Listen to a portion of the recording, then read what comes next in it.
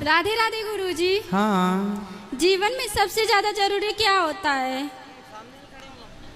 कहाँ से बोल रहे हैं? अच्छा, सबसे ज्यादा जरूरी क्या होता है? यदि कोई प्यासा है तो उसको पानी की जरूरत है, मतलब भूखा जैसे है तो भोजन की जरूरत है। वो नहीं, वो तो है। हाँ, जैसे संसारिक ये तो है, जैसे जीवन में जैसे भक्ति ये तो ज्यादा जरूरी है ना। हाँ। भजन ज्यादा जरूरी हाँ। है। और कहते भी है कि मतलब ठाकुर जी से कोई ना कोई अपना एक संबंध होना चाहिए। हाँ। है ना। ठाकुर जी से संबंध वो तो हमारा सच्चा है, वो जन्मों जन्म का है। वो पहले था और है, आगे भी रहेगा। बीच में तो जो परिवार वाले मिलते हैं उनका कब मिलना कब बिछड़ना ये तो बस एक माया का खेल है। सही है ना। लेकिन यदि जब हम सभी लोग कहते हैं कि ठाकुर जी से कोई ना कोई अपना एक रिश्ता होना चाहिए, तो मैं अपने ठाकुर को अपना पति मानती हूँ, क्योंकि अब मेरा मन पूर्ण रूप से समर्पण हो चुका है। लेकिन फिर भी परिवार वाले अब सोचते हैं कि किसी और परिवार से रिश्ता जोड़ दिया जाए, तो मुझसे नहीं हो पाता है। मतलब जैसे कि अब ऐसा लगता है कि मुझे किसी बंधन में जानबूझकर बांधा जा रहा है। इससे मैं छोड़कर मतलब अपने ठाकुर के पूर्ण रूप से चरणों में समर्पित हो गई हूँ। तो क्या ये मेरा उचित है या अनुचित है? आपका मन विवाह करने का नहीं है? बिल्कुल नहीं है। बेटा आप बैठ जाओ, आगे वाले काहे खड़े हो गए छोरा? परिवार वाले बोलो बोलो। लेकिन परिवार वाले सोचते हैं कि नहीं मैं शादी के बंधन में बंध जाऊं। आपकी माता जी क्या कहती हैं? माता जी आपके विचार से सहमत हैं? कोई मेरे विचार से सहमत नहीं है। सब सोचते हैं कि मैं संसार के बंधन में बंध जाऊं। और मैं गुरुदेव सत्य कहती हूँ। कितनी उम्र है आपकी? 25 वर्ष है। और मैं किसी भी तरह से संसार से नहीं जुड़ना चाहती हूँ। मैं पूर्ण रूप से अपने गोविंद को, अपने ठाकुर को अपना ली हूँ। कहाँ रहते हो आप? मैं तो गांव बनारस में, बनारस से आगे है आजमगढ़ गांव में रहती हूँ, इधर ही कहीं यूपी की हूँ। तो विवाह नहीं करना, माता पिता कहते हैं विवाह करो। परिवार वाले बिल्कुल इस बात को मानने के लिए ही तैयार नहीं है। वो सोचते हैं क्या भगवान से कोई शादी करता है, भगवान को कोई पति मानता है? अरे ऐसे ही घर जा, तू शादी कर, अपने परिवार में देखते रहना, उधर ही सब कुछ कर लेना, ये सब ढोंग मत कर। लेकिन मेरी हृदय की बात को वो लोग नहीं समझ सकते हैं। और ना मैं कैसे समझाऊँ, वो लोग समझने को तैयार नहीं है।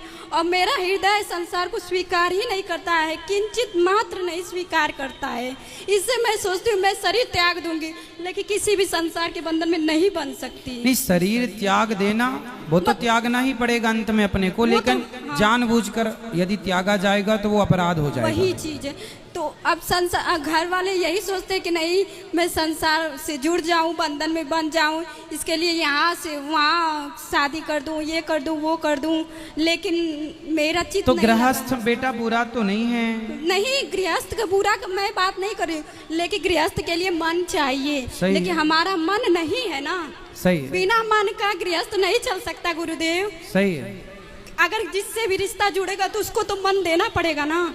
उसको अगर मन ना दिया जाए तो वो गृहस्थ नहीं चल सकता। नहीं, उसको मन देने की जरूरत नहीं। भगवान को मन दे रखो, संसार के लोगों को गुरुदेव हाँ। जिससे मन जुड़ा होता है उसके पूर्ण रूप से जब आसक्ति हो जाती है। हाँ, मैं आपकी बात से सहमत हूँ कि भगवान गृहस्थ में रह के गृहस्थ के कर्तव्यों को पूरा करना पड़ता है। तो वो समय कुछ और था, लेकिन ये कलयुग है। कलयुग में हम सोचे कि हमारे अनुरूप कोई रहे, तो वो नहीं, क्योंकि वो सामने वाला पता नहीं वैसा। अच्छा, आपके अनुकूल यदि कोई पुरुष मिल जाए तो आप विवाह कर लेंगे? नहीं, कदापि नहीं कर सकती गुरुदेव। आपकी तरह भक्त मिल जाए तो? कदापि नहीं, मैं किसी को स्वीकार कर सकती। क्यों? नहीं, मेरे ठाकुर के अलावा मेरे हृदय में किसी की जरूरत नहीं है। मैं कदापि नहीं सोचती कि मेरे हृदय में मेरे ठाकुर के अलावा कोई अन्य आए कि मैं इससे कहूँ कि ये मेरा है। झूठ से सपन में भी ना बोलूं मैं कि ये मेरा है। अच्छा देखो, आपका जो विचार है इससे श्रेष्ठ विचार इस धरती पे कोई हो नहीं सकता कि भगवान को हम अपना माने। इससे श्रेष्ठ कुछ नहीं है, ये तो सही है। पर अब संसार के लोगों को भी आपको समझाना पड़ेगा, माँ को, पिता को। अब आपका भाई, आपकी बहन, आपकी माँ, वो भी दुखी ना हो, उनको कुछ समझाओ। मैंने मैंने एक कथा में सुना था संत गुरुदेव के मुख से कि हमारे ठाकुर कहते हैं कि तू सब कुछ सर्व धर्मों को त्याग कर तू मेरी शरण में आ, मैं तेरी रक्षा करूंगा। हाँ, भगवान गीता में कहते हैं सर्वधर्मान परित्यज्य माम एकम शरणम मैं व्रज। तेरी रक्षा करूंगा। मैंने बस एक बात उनकी पकड़ ली और हृदय में ये धारण कर लिया कि मेरे ठाकुर जब कहते हैं कि जब मैं तेरी रक्षा करूंगा तो तब मैं क्यों बंधन में बंधूं।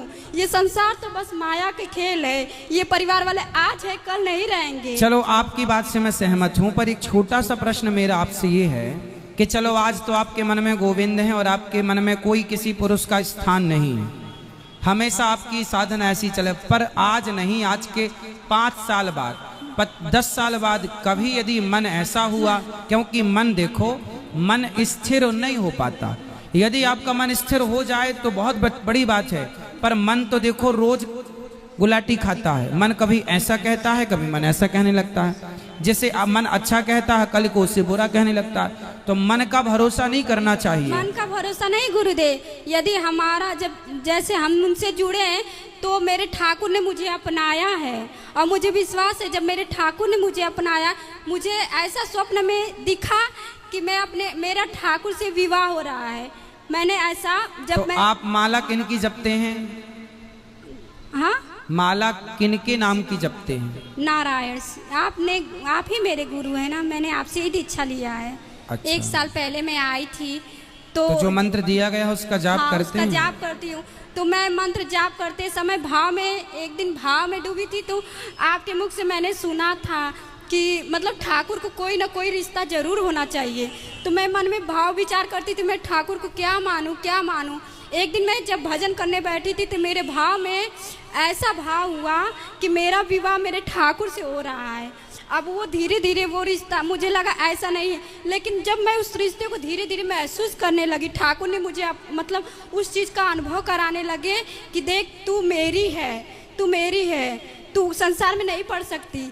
कहीं मतलब मैं जब भी संसार में जाती थी या कहीं भी कोई रिश्ता दिखा जाता था तो वो काट देते थे या कुछ ना कुछ ऐसी बात हो जाती या सामने वाला हट जाता था। हजारों हजारों रिश्ते आए किसी न किसी वजह से, तो मैं समझती थी ये क्या है, क्यों ऐसा हो रहा है। फिर मुझे धीरे धीरे ठाकुर ने खुद अनुभव कराया कि तू मेरी है, तू मत संसार में पढ़। मैंने फिर संत गुरुदेव के प्रेमानंद महाराज जी हैं उनका सत्संग सुनने लगी, फिर मुझे समझ में आया फिर मुझे लगा कि हाँ ये ठाकुर की बात है। जब मैं उनके रास्ते पे चलने लगी तो मुझे खुद वो अनुभव कराने लगे कि देख मैं तेरा हूँ, तेरा कोई नहीं है। इसलिए और फिर मैं सत्संग उनकी सत्संग भी सुनती हूँ और मैंने घर त्याग दिया है, छोड़ दिया सब कुछ, और मैं बस अपने ठाकुर के भरोसे हूँ। इतना दिन हो गया, 8 महीने हो गया, लेकिन मेरे ठाकुर मुझे हर पल संभाल रहे हैं, हर पल तो रहते कहाँ हैं आप? घर पे रहते हैं कि कहीं और रहते हैं? घर पे तो नहीं रहते हैं। फिर कहाँ रहते हैं? मैं वृंदावन में ही रहती हूँ। तो वृंदावन में अकेले रहते हैं किसी के साथ रहते हैं? नहीं, कोई निश्चित नहीं है कहीं पे भी। अभी ठाकुर जी मुझे जहाँ पे रख देते हैं वहाँ पे रह लेती हूँ। बेटा पर देखो आपकी भावना अच्छी है, मन पवित्र है, सब कुछ अच्छा है आपका, आप में कोई कमी नहीं है। भगवान आपको स्वीकार कर चुके हैं, आपने उन्हें स्वीकार किया, ये सब कुछ अच्छा है। भक्ति के पथ पर ईश्वर का अनुभव हो जाना ये बड़ी बात है, आपको हो चुका, ये अच्छी बात है। संतों का संग मिला आपको, आपने मंत्र का जाप किया, आप श्रेष्ठ हैं अपनी जगह। फिर भी ये जमाना बड़ा जालिम है, खुले में कहाँ रहेंगे आप, स्त्री हैं। नहीं गुरुजी, थोड़ा सा आपको अपनी सुरक्षा के लिए तो आपको कोई स्थान जहाँ बहुत सारी स्त्रियां रहती हों, लड़कियां रहती हों, वैसा यदि आप चुन लो। आप अकेले फुटपाथ पे ना सो जाना, आप अकेले ना रहना कहीं। मैं गुरुजी कभी कभी भय मतलब मन में ऐसा लगता कि नहीं, रक्षक तो भगवान है, रक्षक तो भगवान है। द्रौपदी की लाज बचाई, रक्षक थे फिर भी लूटी ना लाज, फिर भी लाज लूटी ना, उन्होंने पुकारा ही नहीं ना। हाँ, तो द्रौपदी की लाज लूटी, फिर भगवान ने पुकारा। तो हमें ये मैसेज है कि हम ऐसा काम ना करें कि वो स्थिति उत्पन्न हो। इसलिए हम थोड़ा सिक्योर रहें। और भाव अच्छा है आपका, भाव में रहना अच्छी बात है, पर भाव में संसार आपके भाव को नहीं समझ पाएगा, संसार आपकी भावनाओं को नहीं समझ पाएगा। मैं ऐसा अनुभव भी करती हूँ कि मतलब मुझसे कोई ऐसा कार्य नहीं होता है जो शास्त्र के विरुद्ध हो या ऐसा नहीं करना। यहाँ पे का खतरा रहेगा तो मुझे लगता है मेरे ठाकुर पहले ही मेरा हाथ पकड़ के इधर ला रहे कि इधर खतरा है, तू इधर। द्रौपदी माँ ने पुकारा, भगवान जरूर आए। द्रौपदी माँ ने पुकारने में देर लगा, ये बात बिल्कुल सत्य है। फिर भी नारी है, नारी को हमेशा सुरक्षित रहना चाहिए। हाँ जितना समाज में क्राइम हो रहा है उसको देखते हुए हम आपसे कह रहे हैं कि द्रौपदी की तरह आपका भाव है, पवित्र है, अच्छा है। और फिर संत गुरुदेव भी कहते हैं यदि जब हम अपने भक्ति और प्रेम के मार्ग पे आगे बढ़ते हैं तो पग पग पर प्रतिकूलता आती है। वो हमारे ठाकुर हमसे परीक्षा लेते कि क्या तेरा मन अभी भी मुझ में है या संसार में है। मन की बात नहीं है बेटा, आपकी सुरक्षा की बात है। आजकल तो लोग इतने दुष्ट लोग हैं समाज में कि अच्छे खासे संतों को मारकर उनको लूट लेते हैं। पैसे के लिए क्या नहीं कर रहा है आजकल, अपने बाप को मार डालते हैं, अपनी माँ को घर से निकाल देते हैं। तो भाई आपकी हर बात सही है। देखो भगवान सबके रक्षक हैं, बोलो हाँ, सबके रक्षक हैं भगवान।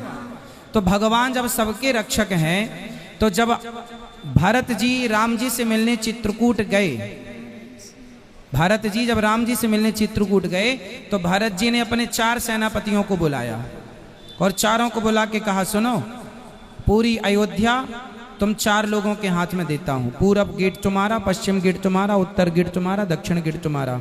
अब प्रश्न ये खड़ा हुआ कि भरत जी जब आप राम जी के पास जा रहे हैं और राम पे विश्वास है और आप कह रहे हैं कि अयोध्या राम जी की है, राज्य राम जी का है, तो ये 4 लोगों को आप नियुक्त क्यों कर रहे हैं? तो भरत जी ने कहा कि अयोध्या तो राम जी की है, पर राम जी की है इसलिए उसे बचाए रखना राम जी के लिए ये मेरी जिम्मेदारी है। तो आप भगवान की हो पर भगवान के लिए आपको बचाए रखना ये भी आपकी जिम्मेदारी है।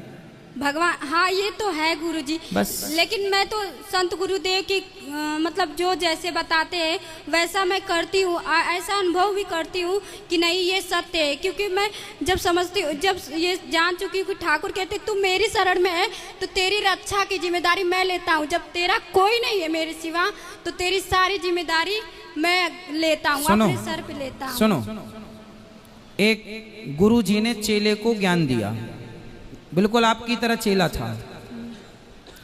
गुरु जी ने चेले से कहा सुनो, सब कुछ भगवान की मर्जी से होता है।